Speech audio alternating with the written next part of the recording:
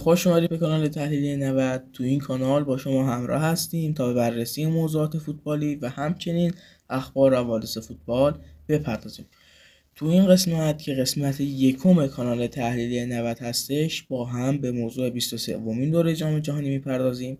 شما میتونید کلیپ های از این قبیل رو تو کانال یوتیوب و یا آپاراتمون تماشا کنید. قبل ویدیو ممنون میشم اگه این کلیپ رو از یوتیوب تماشا میکنید لایک و سابسکرایب یادتون نره و اگه از کانال آپارات تماشا میکنید دنباله میکنید. بدون هیچ معطلی بریم سراغ ویدیو.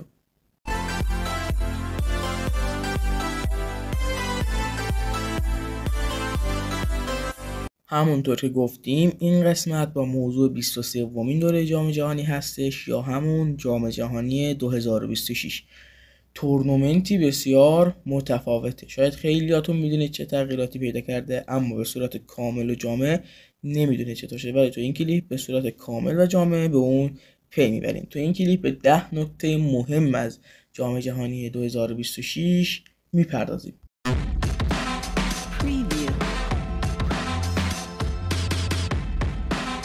نکته اول که یکی از مهمترین نکات و یکی از مهمترین تغییرات همین تورنمنت هستش مربوط به تعداد کشورها هستش که برای اولین بار قراره با 48 کشور برگزار بشه.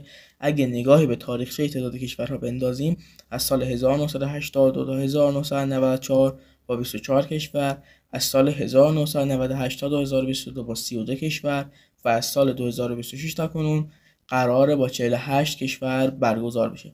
پیشنهاد افزایش کشورها برای اولین بار توسط میشل پلاتینی رئیس سابق فیفا داده شد. پیشنهاد داد که از 32 کشور به 40 کشور ارتقا پیدا کنه، اما رئیس فعلی فیفا جیانی اینفانتینیو گفت با 8 کشور اضافه تر برگزار بشه و از اون پس تصویب شد که با 48 کشور این تورنمنت برگزار بشه.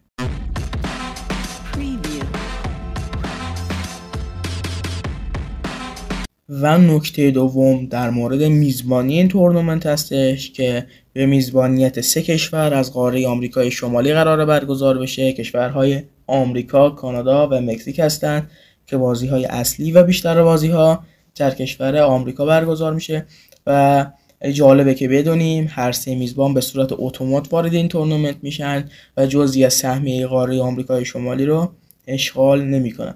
بازی افتتاحیه در ورزشگاه آستیکا مکزیکو سیتی در کشور مکزیک در 11 ژوئن 2026 انجام میشه. بازی اختتامیه یا فینال در ورزشگاه مت لایف در کشور آمریکا در 19 جولای 2026 قرار برگزار بشه.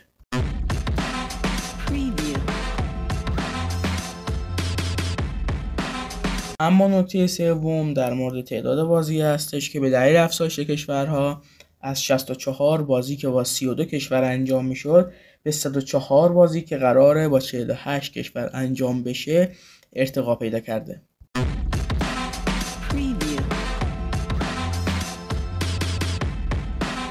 نکته چهارم در مورد شماتیک گروه هستش که یکی دیگه از نکات مهم همین تورنمنته که تصمیم گرفتن از 8 گروه 4 تیمه که 32 کشور داشت به 16 گروه 3 تیمه که 48 کشور داره تغییر بدن.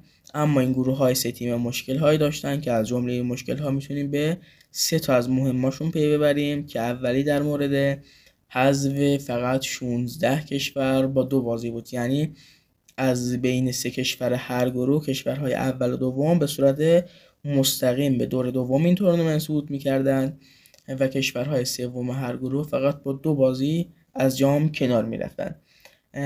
و دومی در مورد عدم استراحت کافی کشور هستش.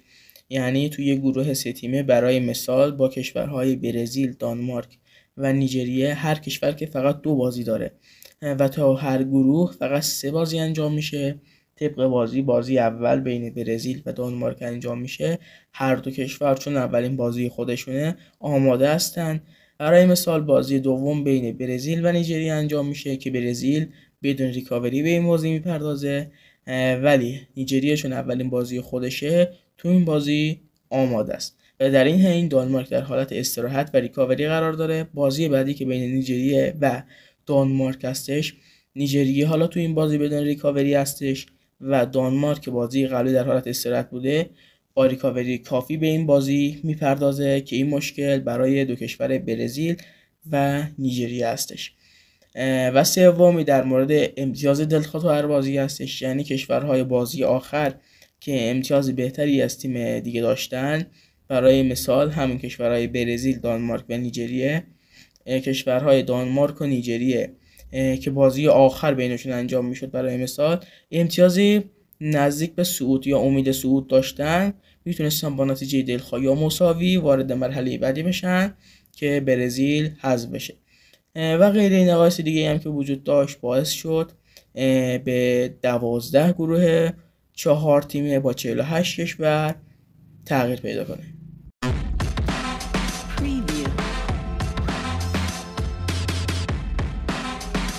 نکته پنجم در مورد نحوه صعود و حذف از گروه ها هستش که کشورهای اول و دوم هر گروه به صورت مستقیم صعود میکنن به علاوه 8 کشور برتر سوم.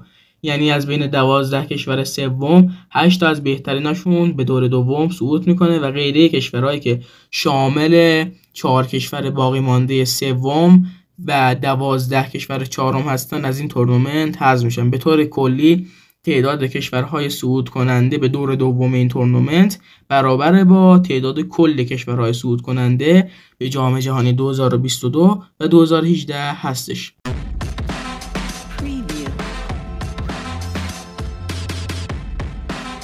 نکته ششم در مورد سهمیه قاره ها هستش که 3 کشور میزبان به صورت اتومات وارد جام جهانی میشن و سهمیه قاره آمریکای شمالی رو اشغال نمی‌کنن. قاره اروپا 16 سهمیه مستقیم داره، قاره آفریقا 9 سهمیه مستقیم داره، قاره آسیا 8 سهمیه مستقیم، قاره آمریکای جنوبی 6 سهمیه مستقیم، قاره آمریکای شمالی و کنگاکاف 6 سهمیه مستقیم، قاره اقیانوسیه برای اولین بار در تاریخ جام جهانی 1 سهمیه مستقیم و 2 سهمیه دیگه از پلی‌آف وارد این تورنمنت میشن که نکته بعدی در مورد پلی‌آف هست.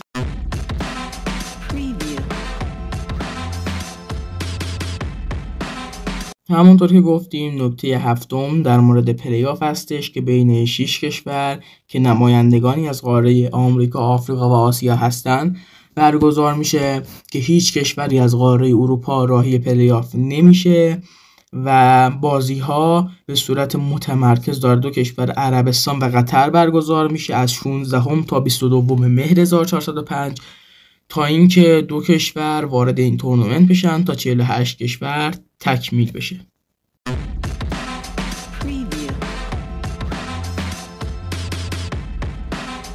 نکته هشتم در مورد پت‌بندی گروه هستش که در 4 پت انجام میشه که توی هر پت 12 کشور قرار داره که طبق رنکینگ فیفا چیده میشن.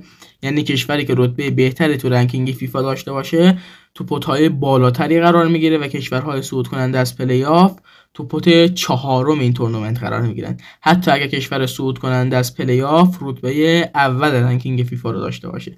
الانی که این ویدیو رو ضبط میکنیم کشور آرژانتین رتبه اول رنکینگ فیفا رو داره که طبق این رتبه در پت اول تورنمنت قرار میگیره و ایران رتبه 20 رنکینگ فیفا رو به خودش اختصاص داده که طبق این رنکینگ ایران در پت دوم این تورنمنت قرار خواهد گرفت.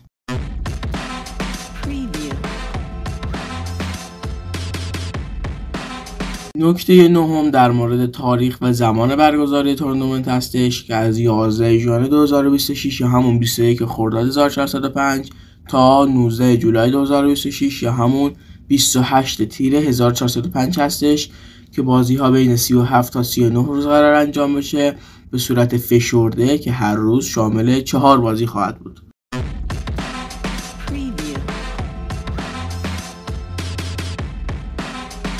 و اما رسیدیم به نکته آخر یا همون نکته دهم که در مورد زمان و مکان قرعه هستش که در نیمه اول دسامبر در میامی یا لس آنجلس قرار انجام بشه. خیلی ممنون که تا آخرین ویدیو با ما همراه بودید. تا ویدیوی دیگه خدا نگهدار.